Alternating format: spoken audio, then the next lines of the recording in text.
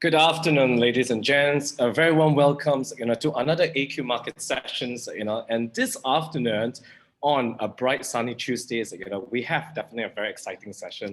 You tell me which sessions is not exciting, right? It's always exciting. And of course, more the reason is exciting because it's like you are staying home or wherever you are, so at the comfort of a house, it's like in the office, at home. Stay tuned, as we're going to promise you, this session that's going to be proudly presenting you two gentlemen, as you can see. I hope they're not camouflaged with blue, but we can tell that blue is definitely their favorite color. We'll get there, right in a bit. But yes, for those who have never watched, Invest AQ as a live show.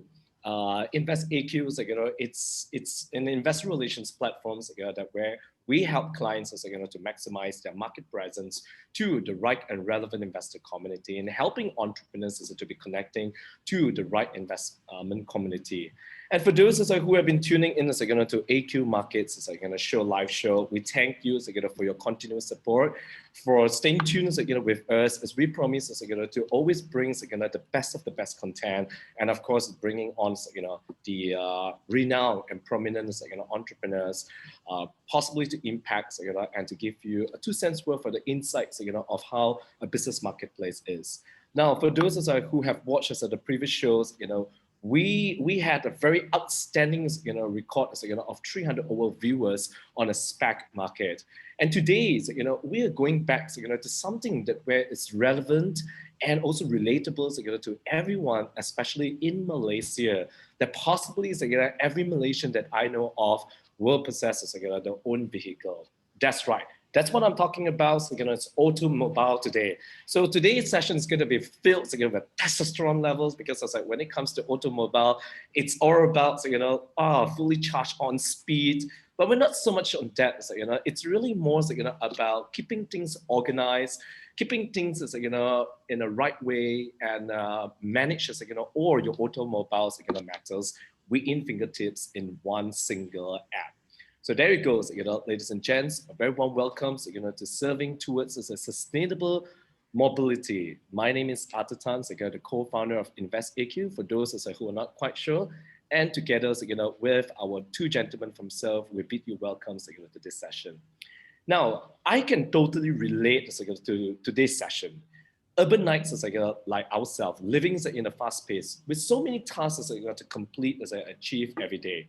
Now, very often, automobile matters, it's something that constantly will be forgotten and not to be remembered, such as sending our cars for maintenance check when it's due, having regular health checks for our vehicle, which is very inconsistent, changing battery, which I'm really terrible at that, and also what if your car is actually stuck in the middle of the road? Who are you going to call? Who are you going to help? Now, I for sure definitely is one of them. And I believe many people, especially Malaysians, can totally resonate to this. So today, our session is joined by two gentlemen from SERV, the co-founding team, also known as the Vehicle Super App. That's right, super app. So this is a very big word.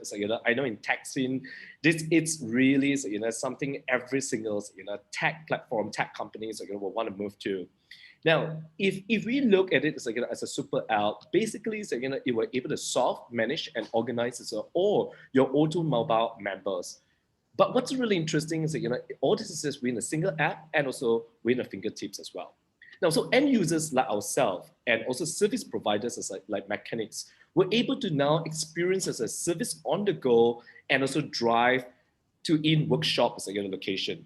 Now, all within is very minimal contact as possible. So I shall leave them this for further elaboration.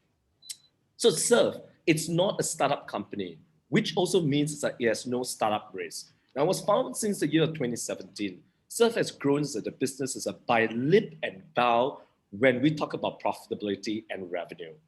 Now, so as to today, they have achieved an accumulative revenue of 2.6 million ringgit Malaysia. And in the past 1 year, they have actually grown their revenues by 2x, which comfortably give a very sweet EBITDA of 40% net margin to close the calendar year. Now, if you look at in comparison of the overall automobiles, tech names in the marketplace, funding has also been very much successful in this space from venture capitalists and also investors as well. Now, homegrown brand names, which is no strangers, to many of us, like CarSome, has already raised a total of 107 million American dollars as to today. And one of the very successful acquisitions, probably may not be quite famous in this particular region, but in US, in Canada, CarFax. It's a famous American commercial web-based service that supplies vehicle history reports to individuals and businesses that got acquired in the year of 2013 for $1.3 billion. So it's a really big market, it's a big space to really consolidate everything. So today, I'm sure that I kept you guys as a pump up and feel like excited all about it. But I will leave the more in-depth to the two gentlemen right in front of me right now to be sharing more in-depth and how the whole thing came about, and what's more important as you as investors, how were you able to participate in this one big opportunity. So with us today, we have the CEO and the founder of SERV, Arif Imran, who is a serial entrepreneur for 10 years. And joining alongside with him is Haziq Faris, a SERV Group CTO and a self-taught techie, of whom have learning staying from Cambridge University and University of Malaya. So a very warm welcome, guys, to AQ Market. How are you guys feeling? Hi. Thank you, Arthur, for the brief welcome and brief introduction, and thank you. Good afternoon, everyone. Haziq, yourself? Thank you for having us. We're looking forward to have a great session together today. Thank you so much, Haziq. This is the first time I'm actually interviewing a CTO. Usually CTOs are very shy, right? So CTOs is always behind the computer, behind the screen. You're definitely one of his kind that embrace bravery and coming up for a session. So I look forward to this session with you guys, and we have friends who's joining us on the social media as well as in Zoom right now. Okay, so let's get the ball rolling. Arif. So if you notice as Arif, he has this signature pose as like a Superman. So I guess it's no brainer that he would definitely want his app to be a vehicle super app, right? Using the word super, right? I mean, you have been a serial entrepreneur, you have been running gym, and then after that involving in multiple businesses, yeah. So usually when it comes to tech startup, right, or anything technological, entrepreneurs and founders will always have that personal adversity. And because it's like, the Gurams, cannot get something, Mima Maras, cannot get something, right? So hence, they create their own product. Was it something similar like you? Yeah, in terms of that, Arthur, in terms of adversity, right? Actually, I have that kind of stories, but in my personal, how do we started SERV is that we have two main purpose, two factor which combine become the real purpose of how do we really start SERV, right? So back to the stories of my experience as a serial entrepreneur. So I've been in business for more than 10 years. It's around 14 years actually, and have been crossing various industries such as I've been in engine oil supplying, tradings, and I have my own gym and all that, and I managed to sold some of my businesses lah, basically back then during my younger age lah. Not young age, I'm still young now. Yes, you're still very young. I'm still very young now. So basically, how did I started SERV is that, so I have this purpose of how do I actually building a company. Last time when I was a serial entrepreneur, basically I have this some sort of part-time work. So I help an NGO building micro entrepreneurs, helping them to grow in the east of Malaysia, in the east of in the east coast of Malaysia, basically all these food chain businesses and all that, right? So, but the thing is, it was I have my own business and I have a part-time things doing running, right? But I was thinking that how can I really still doing my own business, at the same time still having to grow and manage to empower all these smaller retail entrepreneurs, right?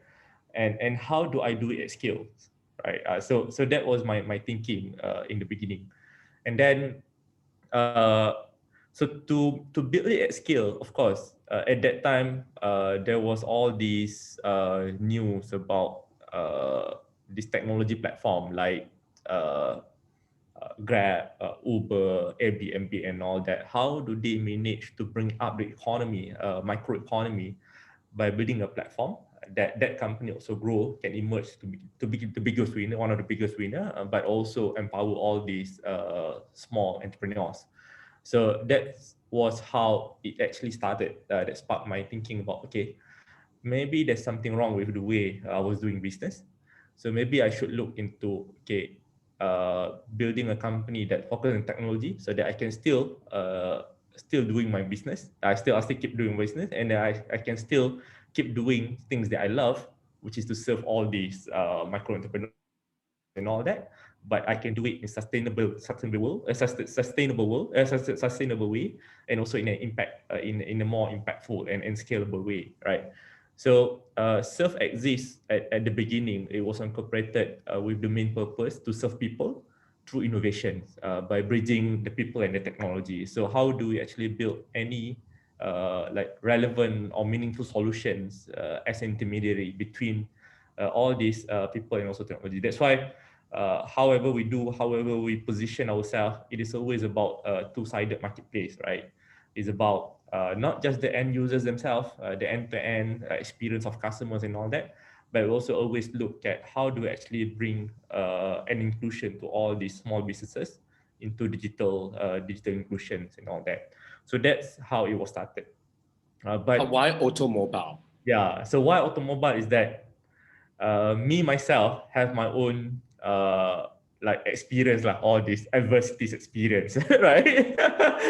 So basically, I own some number of cars last time, right? And then one thing that always more fun to me, always like I don't like it, right? It is about maintaining it and also taking care of that particular that vehicle, so many vehicles. Sometimes this road tag expired, sometimes that service due, sometimes and all that. So it is so stressful, is that I just want to drive that car, right? So And why? let everything else is managed by somebody or something, right? Yeah. So and then I even have basically my assistant back then lah, basically last time. So just to help me maintain that car, to help me with that. So and then because of all that experience, and it also about transparency. Let's say if we go to any workshop service center, sometimes everything is still manual, right? All these handwriting receipts and all that. Sometimes we don't even understand, right? What I always understand is how many thousands I need to pay, right? How many hundreds, how many thousand. It's like conteng, one slash, and then suddenly some part pricing, right? So and the worst part is sometimes it's always unnecessary expenses. Suddenly, if you go to a shop, you expect to pay this amount, but it's always more than what you have planned to. Right? We were in that in that scene that suddenly I just spent like a big bunch of money, a big amount, of money, and I don't understand what was it about, right? So because of that transparency and also about that fun of things, so of course, looking at building technology, building at solutions, you also need to, one is your personal adversities. One is, do we have that skill? Do I have other people that have that same similar problems, right? That was what we look into lah, basically. And then looking into that opportunity, this automotive industry is, I would say, one of the industry that have the most problems in the market about transparency and all that. And then in terms of digitalization, it is also one of the industry that is the most underserved in terms of digitalizations. We can see all these big players, technology players, they come into F&B, they come into something like health tech and all that. But we are not seeing any significant names like really groom in the market of automotive. So that's how it was started, basically. So okay, this is a problem. This is opportunity, and also if this is an opportunity, is it big enough? So talking about automotive industries in aftermarket, in vehicle ownership. So automotive industry is being split into, of course, the exchange part of it means buy and sell and all that, but also the ownership phase of it. So even the ownership phase, the aftermarket, we call it the after sales services, value at more than $1 trillion actually in the world globally. Even the services alone is $1 trillion by 2023. And all these invoices, insurance, all the insurance, tech and all that also value at close to 800 million US dollar, and not addressing any others in terms of all the whole vehicle ownership itself. So it is big, and why Malaysia is also a big opportunity, even though we are just a 30 million number of population, but actually we also have 30 million number of vehicles. Yeah. Yeah. I would say that, I think one household in Malaysia probably own 2 or 3 vehicles. So, that will actually just trade off, for those who don't own a vehicle. So yeah, 30 million, I think, or probably even more. I think it's a very fair number. Yeah, and even the vehicle ownership aftermarket total industry value of Malaysia, recorded TIV in Malaysia aftermarket alone is more than 6 billion. This is recorded, not taking into consideration all the unrecorded, right? So it is basically almost as huge of other countries with a higher population than us. So I think that's why this is a good space as an entry to start with. Arif, you mentioned about, yes, there's so many other tech spaces that have actually gone into different verticals, different industries, but automotive seems to be lacking off, or probably I would say that it's overdue for disruption to take place. Yep. And I like the fact that how you are always connecting back to humanity, serving towards people. And I think this industry is a lot about human orientation. And so it goes beyond than just a service. It's about how you actually take care of your customer, right? So to me, I think one of the biggest challenge why there are not many players in this industry is because it's always a question mark, whether is the market ready for it, and if it's the automotive industries, are they okay, with having technology to be incorporated? So I believe this is one of the challenge of educating, the supplier side, meaning your service provider. Was that a challenge? If it's so, how do you overcome that? Yeah, I think in terms of that, if we want to say that, okay, market that already matured with digitalization, right? So means that the opportunity is also lesser because of the market. Yeah. Because so far SERV is the only one, apart from battery cools, apart from CarSome, they do different things from what SERV is doing. Yeah. So this is really in depth. So a lot of communications with the service provider. Yeah, if it is overdue, if the digitalization is in depth, then that's a big opportunity to do, right? Yeah. Education, yes, we need to do it, right? But that is the space, right? So I always remember about this story of how the shoe industries come into the Africa, right, where they saw that, okay, African people don't really wear shoes, but a brand look it as an opportunity. Sees that, okay, if no one is wearing shoes, then we should sell shoes to them, right? So something like that. So basically, to be the first mover advantage in this region. But being a first mover advantage also has a lot of challenges too there. So now maybe you just enlighten the rest of our live viewers and our audience here.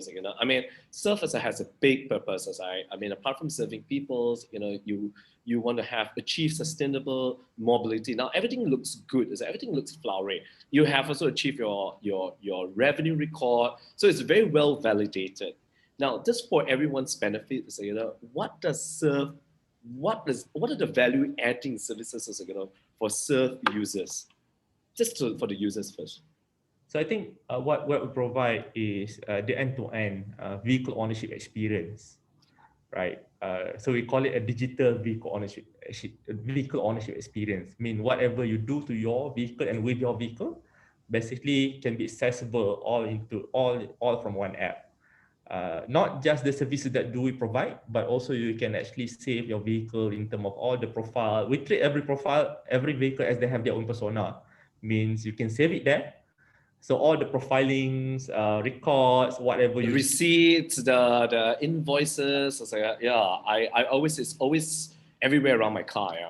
yeah, sometimes it's everywhere, faded and everything, right? So Yeah, even the book, the log book, Mm. everything has gone missing. So I do not know where it is anymore. So every time when they ask me, it's again, it's like, oh, I'm always like scrambling through. yeah, we are talking about autonomous cars, self-driving vehicle all around the world, but the service record is still in a book where it is handwritten. Yeah, yeah, It just doesn't make sense, right? yeah. So someone should come in and really innovate that. Mm. Okay, so basically, SERV is just for everyone's knowledge. Okay, so able to solve all your matters, and as though like you're having your ownings, a car in a digital space as itself. So can I say that it solves all your maintenance. It reminds me when to send for my car servicing. It provides me a notification. Yep. And then after that, car batteries, I can change anytime. So, and it will come to your doorstep. I think last year, you have launched also, a very interesting, model apart from, the experience on the go. But as I was mentioning earlier just now, it's also you have drive into workshops, location. Could you share more, on that? Because I think that's very beneficial, to a lot of end users at the same time. Yeah. Okay. So before this, we started by just providing, by just having on-demand services. We name it as on the go. I mean services that you can call without you going anywhere. So the provider will come Yeah. to you. So there goes battery, there goes mobile servicing and all that. But last year we started to introduce drive-in.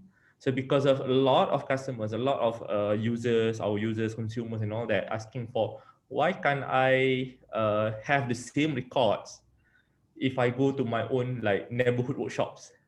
Why should I go to your place? Can you like onboard my neighborhood workshops and all that? So because like listening to all the requests from the users, basically, okay, let's do this. So you can go to your neighborhood workshops. If they are already onboarded to SERV, become a SERV merchant, or if they are not yet, you can actually introduce to us so we can actually onboard them. Then you can go to that particular service centers or workshops, and then you can still get all your invoices, receipt, your job sheets, car health report, and all that, all being reported, all can be accessible using your app. So that's what we're doing actually, and it will not stop with just service and repair. So we just introduce service and repair, but once it is matured there, when the market is being cornered or captured there, so basically we are going to also introduce into other verticals in the services which require to also drive in. Let's say you go to accessories, you go to aircon repair, or maybe tire shops and all that. You can always access it using Surf app. So what most important in our solution is that it's not just services that you can actually go to, but also the record keeping. Means whatever you do, you can always track it back using the app. So that's the most important in the pipe. Okay, so I think so for everyone's knowledge is that I think the record keeping is extremely important because people like me, when I receive receipts, I actually do not know what to do with it, but I was told to always keep receipts. So after a while, I accumulate all the receipts already, and when I actually start cleaning up my car, like really massive cleaning once in a year, probably, and when I take up the receipts, everything is gone. I cannot even see any characters anymore on the receipts already, right? Comes to the llama already, right? So it's like all the ink also everything is out already, right? So that's really very relevant to it. But I want to come to the part Arif, like my car brand, my automotive brand is they always remind me when to send my car for service. And then after that, we'll even write on the on the sticker, and then after I put it on the top right. And to tell me oh, when once you achieve a certain mileage, it's time to send back to the workshop for maintenance and even battery as well. Now, why does one need SERV when it comes to this matter? So I understand about record keeping, but the reminder part of it, why do we need SERV? Yeah, I think in term of reminder, okay, there are few facts that I would like to highlight here. In term of reminder, the faded receipt, right? The faded receipt basically not just happen to the receipt, it also happened to the sticker. True, yeah, because it's always black color ink pen. Yeah, Right? or the marker The will marker, right? also be faded, right? Yeah, yeah. In terms of the value proposition of SERV, we want to provide the holistic value proposition, means not just to service and maintenance, but also to other things regarding your vehicles. But we start with just having the service and repair as a main pillar or main vertical first. So because the thing is, in terms of the market segment, let's say in Malaysia, the number that I shared earlier, 30 million number of vehicles, right? Only 200,000 vehicles a year is a new vehicle, which the new vehicle will normally have around 5 years, 3 to 5 years of warranty. So if we times that 200,000 times by 5, so there's estimated around 1 million number of vehicles on the road are actually still under warranty.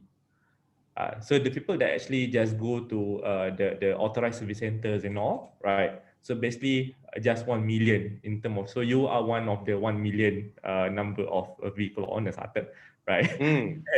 So there's another 29 million of the market which still need this kind of solutions. So to look at, to build at scale, so because of our purpose of to serve people, we always look at about digital inclusion. Is about inclusivity. So how do we actually capture the mass of the market? So there will be needed for, let's say, if in the future we can collaborate with all these car brands, OEM and all that. But I think the lower hanging fruit that we can capture now is the 50,000 number of aftermarket businesses in Malaysia alone. Now I think that's a huge market already, yeah, and that's totally untapped of. Yeah, 50,000 number of aftermarket businesses, which is not the authorized service centers, and also the 29 million number of vehicles in Malaysia. I think with that first, then we can actually provide a more holistic value proposition to everyone.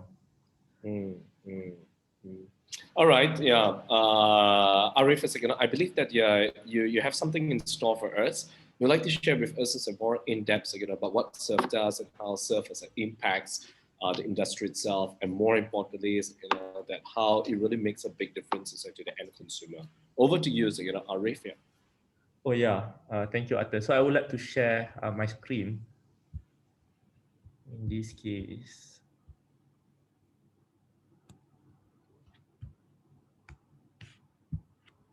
So basically, this is the purpose of whole, that like what I shared earlier, to serve people by bridging people and technology, and then we are focusing on automotive and mobility. So the thing is, like we discussed earlier about the emerging market, right? We can see some big names in United States, in Asia, in India, in Indonesia, they are trying to come into. And also we are looking at Malaysia, some service providers such as Road Assistant by MyAssist, batteryku.com providing battery solution and all. But the thing is, in terms of the market, even though there are solutions out there, but still there are some problems that haven't been really addressed. So one thing that we discussed earlier about vehicle ownership, people think that vehicle ownership is about the moment that you're trying to buy a new vehicle. And then you got the sijil hak milik kenderaan. But for us, ownership shouldn't and not just be about that. Ownership is about the full life cycle. From the moment that you're trying to own that, you own it, you got the sijil hak milik kenderaan, and then you maintain, repair, service, insurance, road tax, and everything, care about it, and then you transfer it to someone else. That's the whole basically that we are trying to address. And then too many apps. There are some number of apps because of that problems of servicing. So there are too many apps, but doesn't make sense if you have one vehicle and then you have you're one owner, one vehicle, and then you need many apps to manage your vehicle, right? So even though there are solutions out there, we're trying to, how do we really actually integrate and then bring them all together? You can access it using the super app. And transparency, like I shared earlier, and also the records and reminders. So we don't just provide service reminder actually. So we also provide even insurance, road tax, and also license renewal reminder. So maybe your car servicing provider will inform you about your service due, but only JPJ or police will remind you about your road tax or insurance when it is expired. So we're trying to also get some sort of stickiness of the app by providing these solutions. And to simplify vehicle ownership and commerce around it, So we start by introducing this concept of digital vehicle ownership. So you own your vehicle in digital space and the access to services. So it is something like this. So every vehicle have their own persona, their own profile, and access to services. Like this is the two main on the go and drive in, which the services that you can call and then drive in, you need to go, you need to drive your vehicle to there. And every profile have their own records, invoices, receipt, and everything is all tailored or all being kept under that, being tagged to that particular vehicles. And we make sure it is transparent. So every pricing is there before confirmations, and everything is digital. And they can also pay using all these online debit, credit card, FPX, and also e-wallet payment through our app. And yeah, this is about feature. This feature is about bringing accessibility back to the information that you actually, as a vehicle owner, deserve for. Sometimes, if you send to service centers or workshops, they will do the inspection. They will check your vehicle is either it is in good condition or not. But sometimes they have that job sheet, but it will not be accessible to you as vehicle owner. So basically, they will just tell you that bang rotek dah mati, or maybe your tire is worn, you need to change your tire, or maybe your wiper is hardened and all that. But by having this, you just have to make sure that okay, at least everything is green, then the car is actually good to be right, to be driven. So that's the main thing of it. So in three simple steps, right? Even we call it as so many services inside. We call it as vehicle super app. But all the flows and experience is being kept in these three simple steps, which is own, service, and track. This is what I shared earlier about whatever services on the go or drive in, service and repair. What most important is the trackability of your own information. At the end of the day, you can always track about your car health, you can always track about your payment, transactions, and all that. And our product looks like this. This is the ecosystem architecture of product. So we have a modular approach, some number of modules, and two facings. Basically, one is for the individuals or for the users themselves for a better lifestyle of owning a vehicle, and the other side is for businesses. So for businesses, it's also divided into two. One is the retail solutions, which for the SMEs, workshops, merchants, and all that.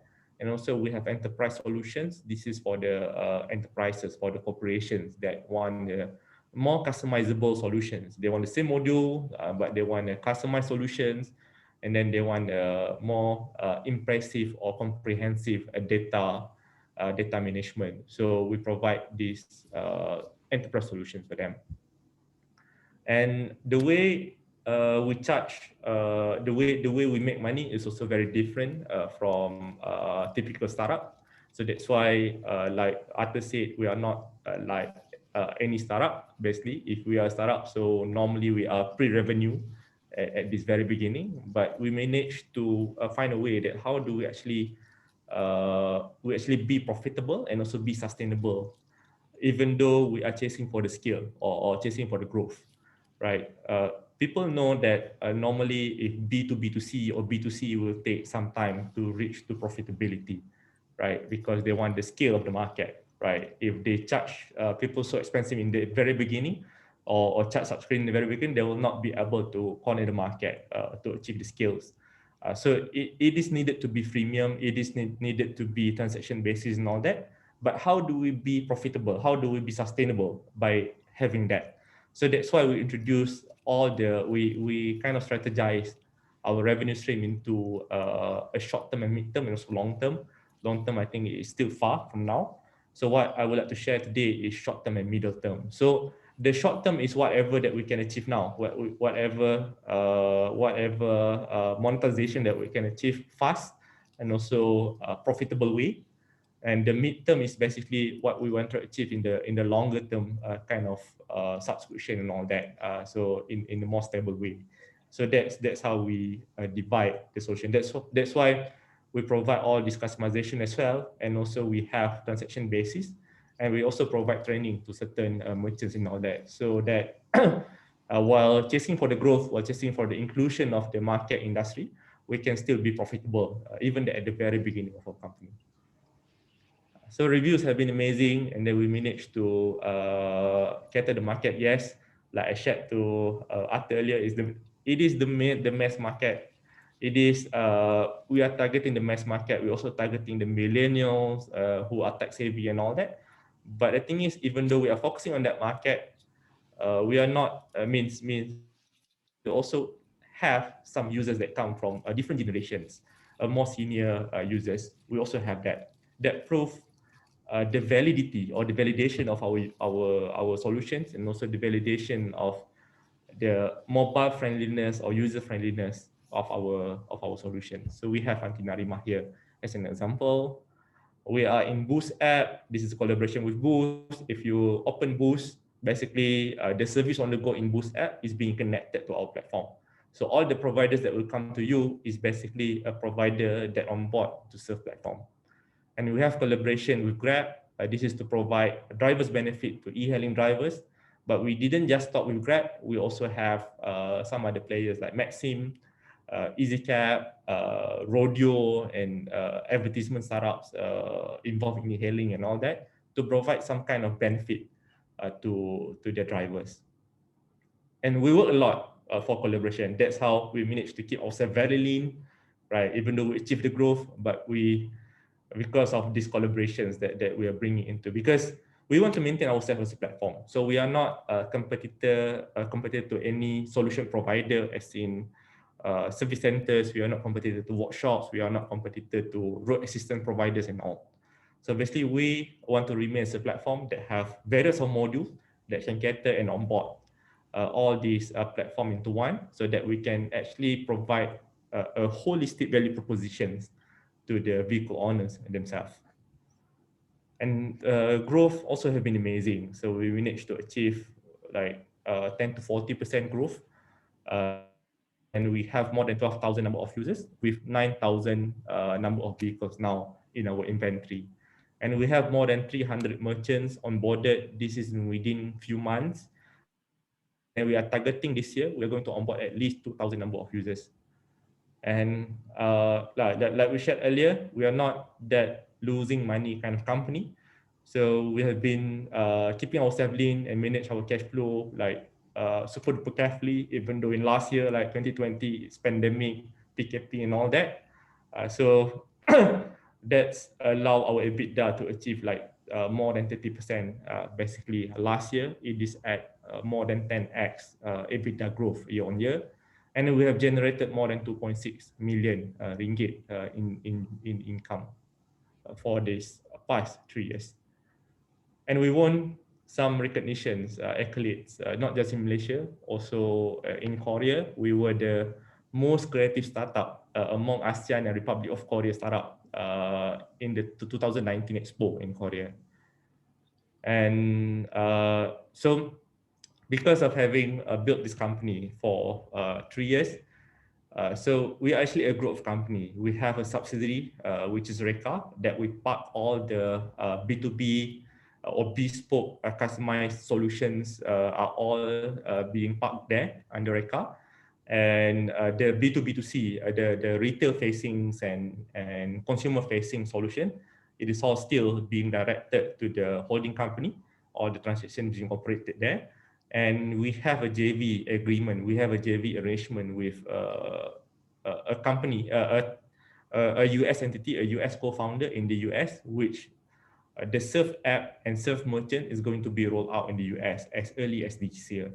And then we did invested in one innovations in food mobility. So this one is just a test out, so that it's a long-term kind of value proposition. But we start to have them to start to build something now. So that's why we invested in Club Coffee with some of our excess cash of last year before the pandemic. So in the whole super app kind of things, yeah, we are providing the whole ecosystem, the whole solutions. But of course, we have our main focus now, which is automotive, and also the R&D, which is being led by Reka. And all the others is just all connected, all integration, full integration. We don't invest any resources there. we just connect with other providers, and then other providers like all fully integrated, and then their providers will come. So this is just to provide a more value proposition to our users. And we have served some big names in the market, not just locally, also globally, some big names in automotive, and also a government agency, so that we provide all these sometimes bespoke and customer solutions, so that we can actually have a better insights and then a better platform that can cater the market here. So yeah, we have been invested by some notable investors actually all this while. Even though this is our first equity financing round, but we received some number of grants from government agencies such as Traju and also Cradle. And we also have been invested by some notable individuals as in a safe note. So that will be converted in this round. So we have Irwan here, CEO of one Petronas JV company, and also two co-founder of one of the significant tech companies, that fast-growing tech companies in Malaysia around cloud. And we have Aman's Media also in our cap table. Yeah, I think, yeah, that's it, Arthur. And we are a team of 26 now with like a very various kind of capable and crazy team actually. There we go, ladies and gents. You just heard from the CEO and founders of SERV, who shared with us more in depth about what this integrated, fully holistic of the automobile industry, making a big difference to the ecosystem and to the industry, and of course as our end users like us, primarily Malaysians. I mean, I got to stress one thing. I think Arif just now was just being very humble. He said that just running a company lean. In fact, last year they have achieved an astonishing results of 1.2 million. And to actually have an EBITDA of 40%, close to 40%, at 493,000 in such as an unprecedented years. I mean, guys, I think they deserve a virtual clap in the chat box. And for those who are watching on social media, if you agree with me, please give us a surface some love. I mean, that's a real crazy EBITDA for such a challenging year itself, and just within a time span of 3 years. So again, I got to stress this is not a startup company. There's no startup risk, because it has really been validated. And I think this now, if you have really caught the conversation we had with SERV, it's really an underserved as a market. And I think a lot of players wouldn't want to enter into it simply because they feel that it is such a challenging formula method to penetrate into this market. And here we are, guys. We have that. So Arif is a visionary guy, and to really just say, the crazy guy, to say that, let's get things going and let's just be the #1 platform in Asia within the next 5 years. Now, Haziq, there's so much tension and pressure on you to actually achieve this as a vehicle super app as itself, and to accommodate Arif as a big vision as of it. I mean, you were a self-learned techie, I mean, and you learn everything yourself, and you connect the dots all together by yourself. Now, how do you envision you were the guy that going to make things happen for SERV itself? And yeah, how do you see in the next 3 years or 5 years this app is going to be? Paint us a picture in a very layman understanding. Afternoon, everyone. Thanks, Arthur. Just like you say, since Arif is a really, I would say, far visionary, so yeah, it gives me quite a headache in terms of how I want to put things together and actually make things running. And it's definitely, I would say everyone here will be in agreement that it's a bold statement when you say that SERV is to become the vehicle super app.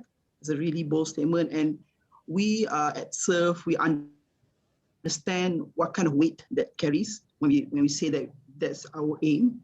And definitely in the next 3 to 5 to 10 years, it's going to be quite a challenging uphill battle for us. And currently, just to give a bit overview of what we're going to be doing in the next 3 years. So now SERV is addressing the aftermarket services area. So we're looking into vehicle services, car services, and pretty soon we're going to be looking into other car-related services as well. But looking into the vehicle space, when we're talking about vehicle space, there's a lot of room that we can still play around with. It's not just servicing your car, and that is addressing the current needs. That means you own a car and you need to service it. But we want to expand the areas in which we can cover with SERV.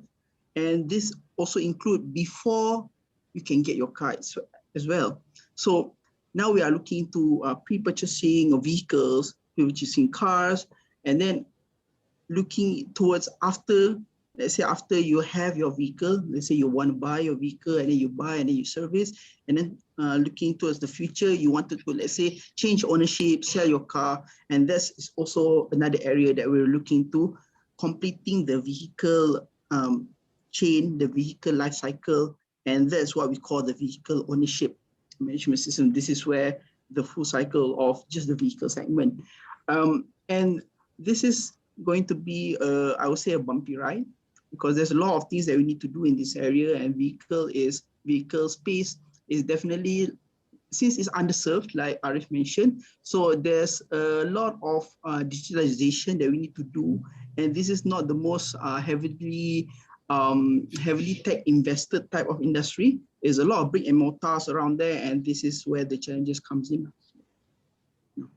Yeah, so we're talking about scalability, and of course, as I said, that's so this is the main reason that why, yeah, Arif has also gotten in, because the previous ventures was in, it didn't sound like there's a lot of scalability now. So now, from the tech perspective, if we talk about scalability, it's what exactly are your action plans to actually make SERV a total seamless app, a total user friendly, and with a world-class as a user experience, to carry, evaluations, such as like CarSome, or even possibly CarFax as well. Yeah.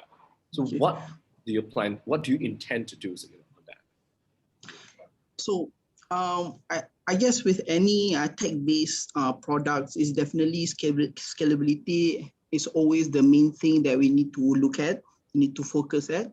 And when we talk about scalability, we actually have a plan to actually how we want to build that kind of presence. First, connecting the end-to-end cycle for the service portion, but there's also the technology that's going to be going in between that that connection. So for a startup or any, I think iOS tech-based company, the first thing when you talk about scaling up is definitely you need to start with a great team. So we are looking into assembling a lot of our efforts into the team, looking into teams that have very good experience in infrastructure, technology infrastructure, into various vehicles, various data sets, and that is the start of it. And then having a good structure, organizing the structure, because when you talk about building a vehicle super app, there's a lot of I would say digital infrastructure that you need to actually pull into together, stitching it out. And the structure here is very important, and we are also still in the middle of crafting what kind of right structure that is not just solid enough for us to grow, but also flexible enough for us to be able to expand into other verticals, other space within the vehicle services space. And then, but there is more on the technology part. A little bit more on the technology, but a little bit more on the talents. But also you need to look at scaling is also related to the users. We need to understand our users better. We need to understand the landscape, the vehicle, automobile landscape itself. We need to know what are the pains and problems that we are about to venture into, and how can we help these type of problems with the use of technology. And of course, when we talk about technology, we are definitely looking into employing the use of machine learning, data analytics, and from this we can leverage on better tech that could address the immediate problems with the landscape and the users itself. So Haziq, that's certainly a very big shoes for you to fill in the next 3 years and 5 years to really become the vehicle super apps in Asia predominantly in the next 5 years' time. Now, I'm going to open up this question to the both of you as co-founder, whoever would like to answer. Now, of course, for to all live viewers right now in the Zoom room as well as on the social media, feel free to be asking any questions to our co-founding team of SERV at any point of times from now. We have tabulated some of the questions, but let's just crunch some numbers because this has been one of the questions that are being asked by the earlier participant in Zoom when they have submitted the registration. Now, could you elaborate more? So guys, could you elaborate more on the revenue stream? You did mention about short, long, short, medium, and long term. So let's just focus on the transitioning from short to medium term itself. Now, you have done pretty well from the year of 2019 to 2020. So as I mentioned earlier, 2020, you have spiked up your revenue growth by 2x, and it happens in an unprecedented year.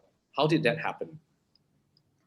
So yeah, in terms of last year, so basically how did we get that happen is that, yeah, it's kind of very challenging year actually, because of all this PKP, we couldn't meet people. Our team is like being remote and all that. It's not really that we push through it like seamlessly, easily like that, right? So maybe like the graph looks like that, but actually it was not. It's like totally also crazy. So how do we manage the short and long term and mid term transition and all that? So we know that to have this B2C market, also B2B2C, right? To get all these merchants drive in to be on board with us, right? We cannot like suddenly charge or suddenly provide premium features for them to subscribe and all that. We want to capture everyone first. So what do we do is that, okay, instead of we focus on growth in terms of this, but at the same time, we also provide the same similar solutions, our data platform, visualizations data visualization platform, and also our app, our vehicle super app, and the provided app is also being used by other kind of vehicles, but tailored to certain industry. Actually, we have clients that have similar kind of app, but they want it for manufacturing use. They want it for forklift actually. So we have that kind of clients as well. So how do we do things is that if we say about vehicle, it's not about car, it's about vehicle. So it can be beyond that, right? So how do we do things is that we have that customizations and consultation kind of monetization as well.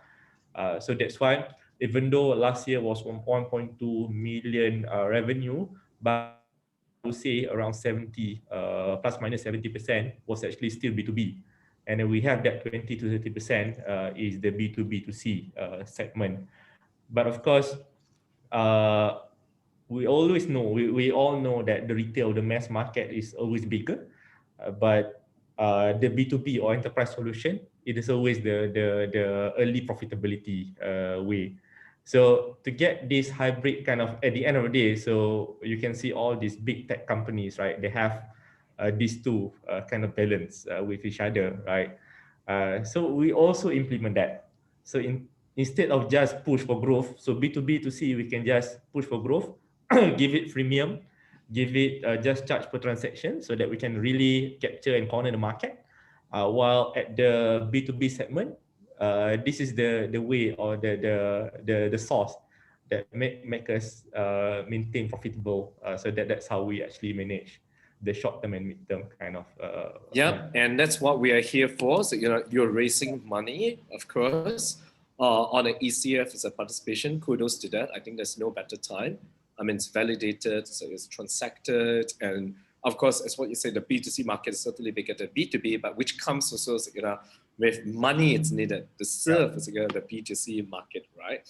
Now, so share more, so you were in the ECF as a participation round. You're raising up as a total minimum target of 1 million and a maximum amount of 2 million ringgit Malaysia. And so how's the utilization of these funds that's going to be then, Arif? So yeah, all this while we've been investing for growth using our own cash flow. But this time, because we are raising money to push for growth, it's not just to cover our loss and all that. We are not losing, right? So basically to push for the growth. So if you're saying about growth, of course, the bigger chunk of the portion is going to be to fund for growth or in terms of marketing, right? So it's going to be about investing in marketing so that we can capture at least, we're targeting a minimum of 2,000 number of users, number of vehicles, number of merchants, and 200,000 number of users by 2021. And at the same time, we're also going to allocate a bit of it to also. What will be the percentage, the allocation for marketing? That one is 45%. Okay. 45%. So and then certain portion of it is going to be invested into another market outside of Malaysia, so that we can reach our minimum requirement for Series A fundraising later. And then Is this a presence in US? Not US. The US is basically going to be invested by our co-founder Antonio for the initial. So we are not going to use the fund that we raised here at this very beginning to fund growth in the US, because the currency is just the exchange alone, Yeah. Raise 500,000 US dollar here. It is not, so there even pre is more than that, right? But that's going to be an encouragement for you to raise up money in US itself, then. Yeah, definitely. Raise another round, different round, just for every company. So the market that we are talking about is actually in Indonesia, which we already talked to the team that is ready to run for 6-month pilot. So I think this is going to start by as early as we need some time to really get our solutions to be like ready for the Indonesian market. But I think the earliest will be around July, something like that, early of Q3. Then we're going to start to pilot that market. And then 40% of the investment is going to be about scaling and also like strengthen our team. So not just in terms of the executor, the people. If we have that growth for marketing budget, we also need people to really execute it, right?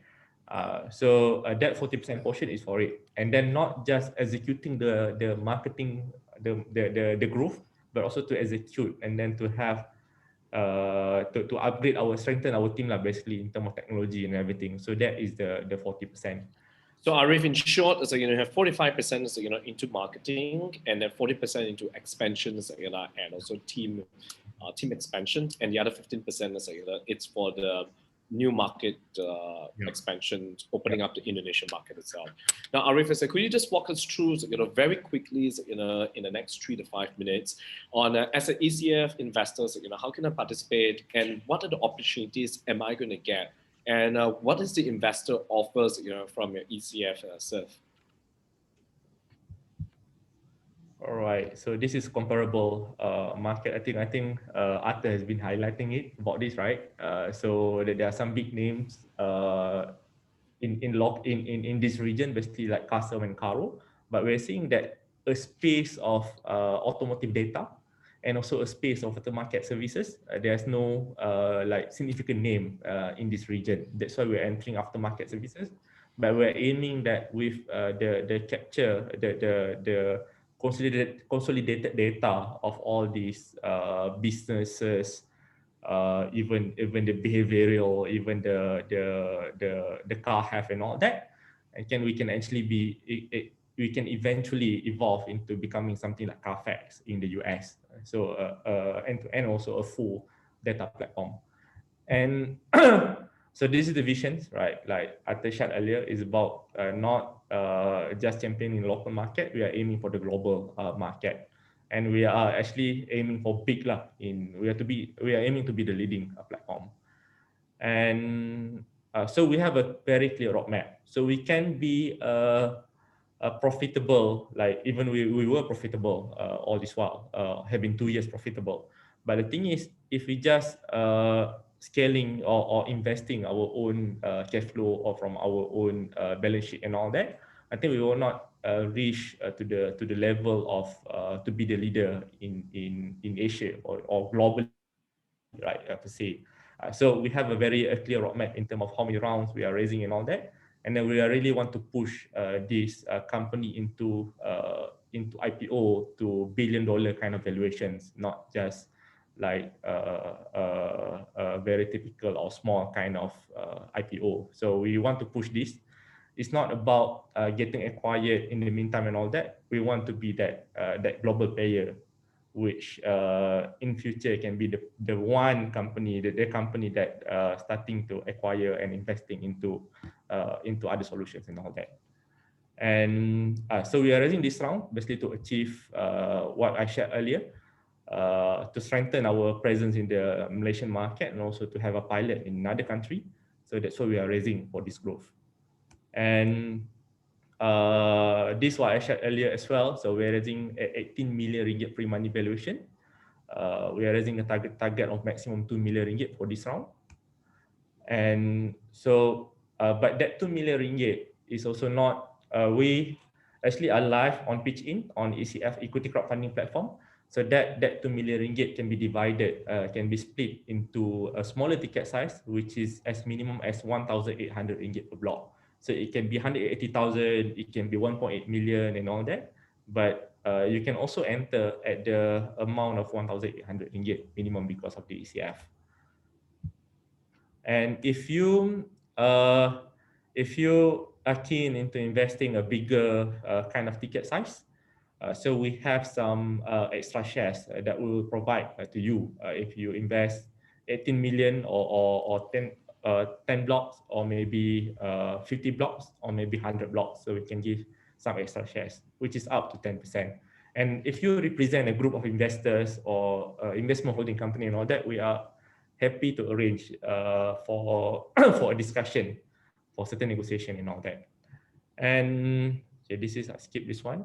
So yeah, talking about investment and also return, like I shared earlier, so this company, we are keen and really pump up, very optimistic and hopeful kind of optimism, right, to push this company into IPO. And so there are two typical method of exiting this kind of company investment in the early stage of companies. So one is, of course, to wait until IPO, and also to wait until the company got acquired, right? But this process will typically take around 5 to 7 years, right? But recently, there was an announcement by Security Commission of Malaysia that there's going to be a secondary market for equity crowdfunding. So if this is being launched, I think the announcement is there, but the Security Commission is just finalizing some sort of maybe certain regulations, guideline and all that, so that this can actually be really implemented. So basically, when the secondary market is ready, you can actually sell or buy any portions that any issuance, any shares that have been issued in ECF. You actually buy and sell basically anytime if there's a willing seller or willing buyer that wants to buy or sell the shares. So basically, you can always sell maybe at the next round, or maybe the next 1 or 2 round, 3 round, and then you can also wait until at the end at 2028, according to our roadmap. And yeah, you can also have scan this QR code to look at our basically our offer page on the ECF, so that you can have read in more details whatever that I have explained earlier. And also, yeah, this is a QR for SERV app. You can actually scan and also try to download, have a look, feel, and also we are open for you to give us some feedback and all. Thank you. Very good. We just heard from the CEO and the founders of SERV, Arif, for walking us through what is the opportunities for an ECF participation. Their first ever rounds of ECF participation after bootstrapping for 2 years have proven as a track record that's validated. There's no startup risk, and for as minimum as 30 ringgit per day, and as a minimum of 1,800 as one-time OR, you were able to stand a chance to be gaining your wealth, doubling, tripling, quadrupling your wealth in the years to come. As what Arif has mentioned, it's just not only our IPOs or trade sale, but on a secondary market which is issued by Securities Commission. So that's where you're going to get your cash redemption is as even faster than anticipated. And this is it. This is an industry that where has so much more potential, so much more gains for a first mover advantage players like SERV, as other verticals in the automobile industry have proven worth billions of dollars. We've seen acquisitions and we have seen funding has been generated into this space itself.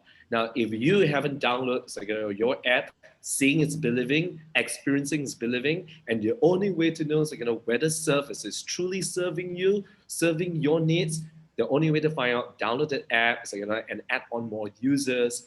And of course, for those who want to be part of this, of the SERV investment opportunity, all you can do is, I believe there are some links that has already been flashed already in the chat box and the comment box on the social media. Do click that link to express your interest, as this is not a commitment, but it's expressing your interest, and our teams will be getting up close with you to give you more information of how to be participating in SERV.